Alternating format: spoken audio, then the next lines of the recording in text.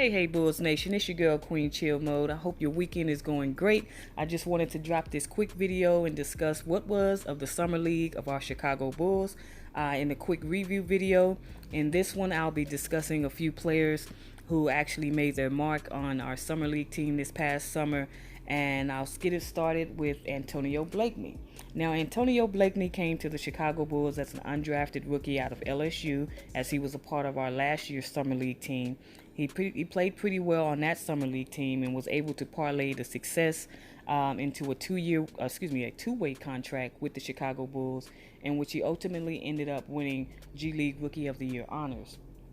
Now, he did split the season between the Chicago Bulls and the Windy City Bulls.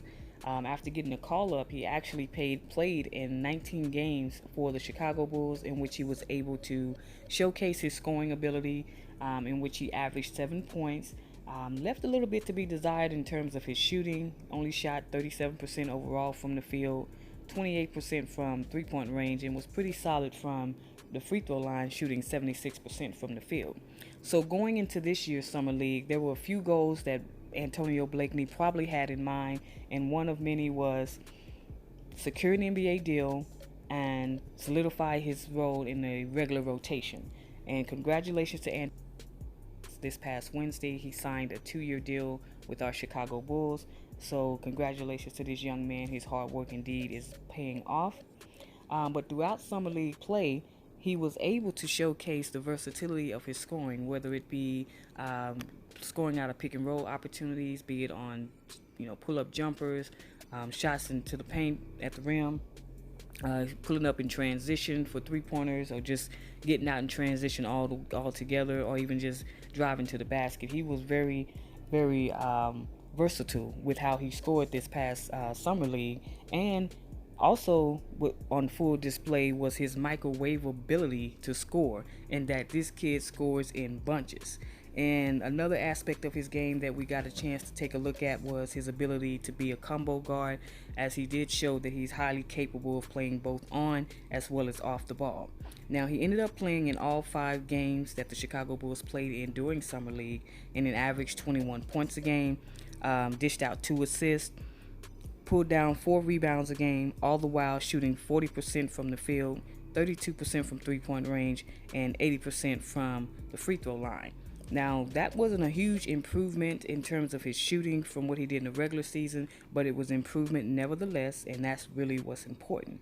So now that AB is now an official member of our Chicago Bulls, the role that I actually expect him to play going forward, at least this season possibly, would probably be that of a quick scorer off the bench.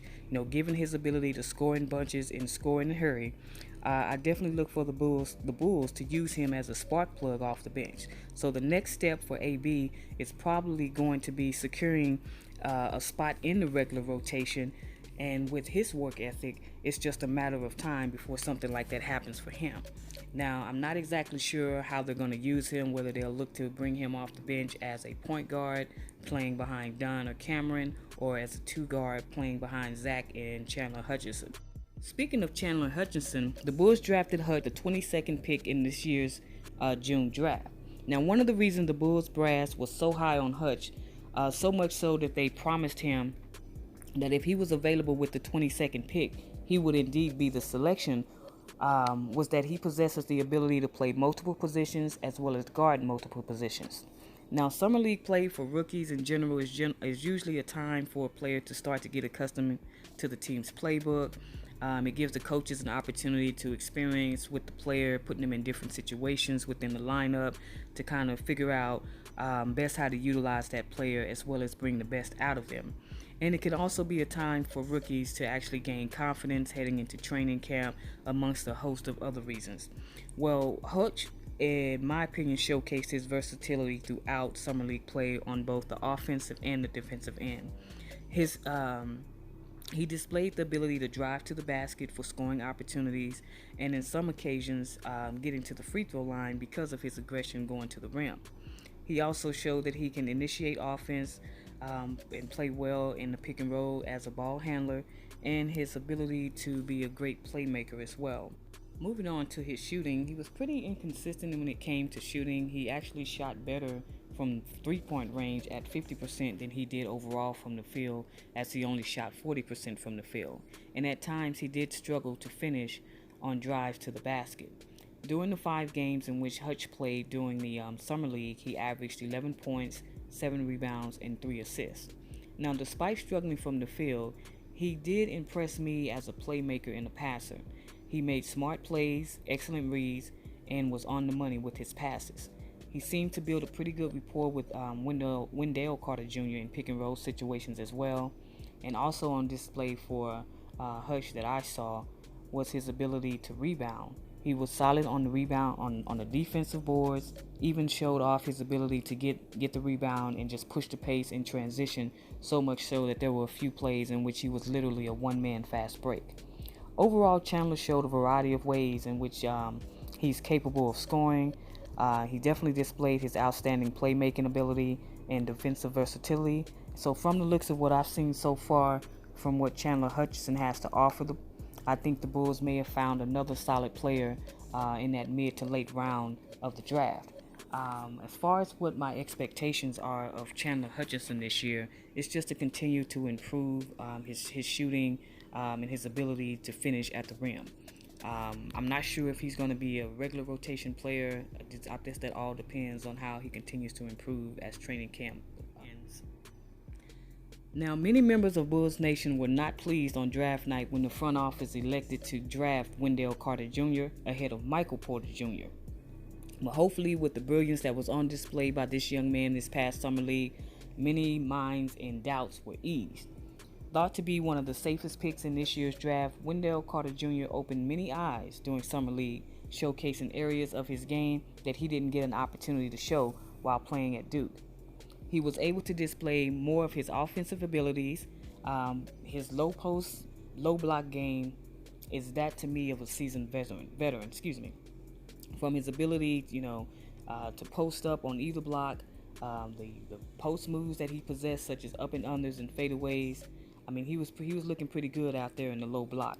As far as his outside shooting ability, which included his ability to hit 3-point shooting, he finished Summer League shooting 42% from 3-point range, and that is pretty much where he shot in college as well. I believe I want to say it was somewhere in that 41% area.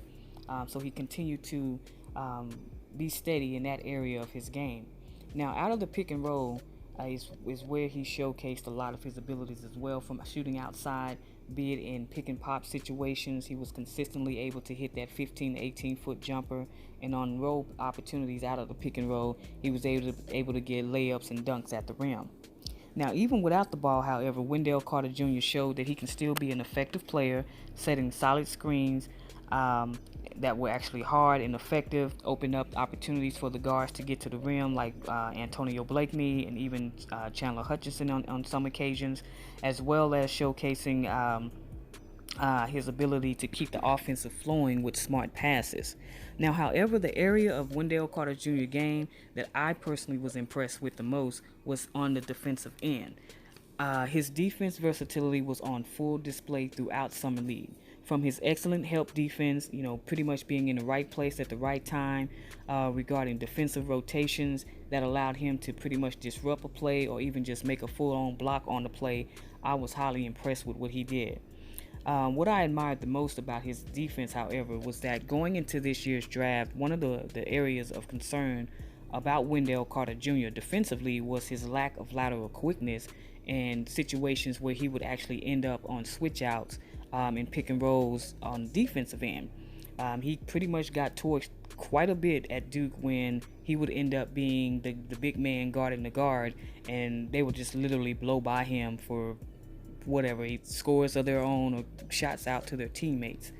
But he clearly had worked on that area of his game going into this Summer League, because he looked a lot leaner, he was a lot quicker, he was able to switch out on perimeter players and held his own.